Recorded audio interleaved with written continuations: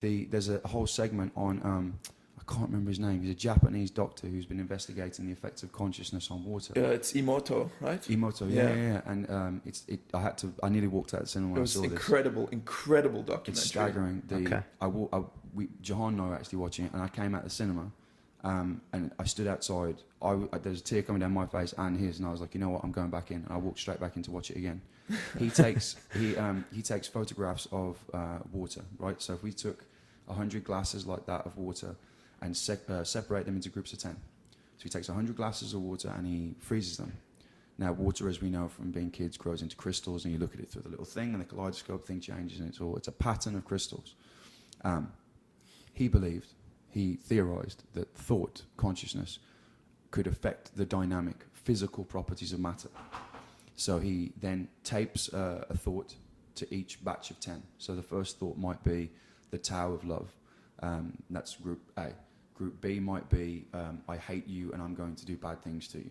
Tape that to B, and so on, different thoughts across the whole lot. Okay. When he froze them and took it out, they were all different, except every batch of 10 was the same. So everyone in batch A, the Tao of love, resembled everything else in batch A. Everyone in batch B, which was, the hatred of chaos, for example, was all the same. Now, for my 30th birthday, Jahan actually got me 3 prints.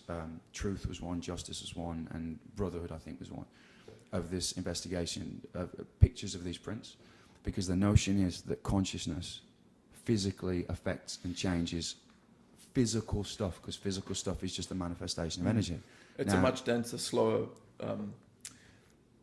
form of energy than thought. Right. Yeah. So it's the governing thing. That's gardening. So if I think sat right here right now that my thought can actually affect you, and bear in mind that you're both 3 parts water anyway, and that's the subject. I'm immediately skeptical, but I have to be. So get this right, Steve. You might find this interesting. So just what you said, I can give you a different example, by the way, that will help your skepticism. But okay, remind I'm me to still come skeptical. back to that. I have to be We're skeptical. between 75 and 80% water, right? Mm-hmm. So exactly that. I mean, another one of the experiments Emoto did was he took a bottle of water and he had children, a group of school children, say things to it. Like one of the groups said happy, nice things or complimentary things towards the water, and then another group of children called it stupid and said a whole bunch of things.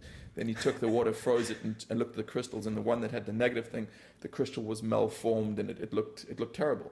Whereas the one that had nice things said, it almost looked like a snowflake. It was a beautiful pattern. Which is a subjective call by a human, by the way. Exactly. Whether it's beautiful or not. But think about this, right? If we're 80% water, every thought that goes through your head is changing the vibratory structure. The whole time. The whole time.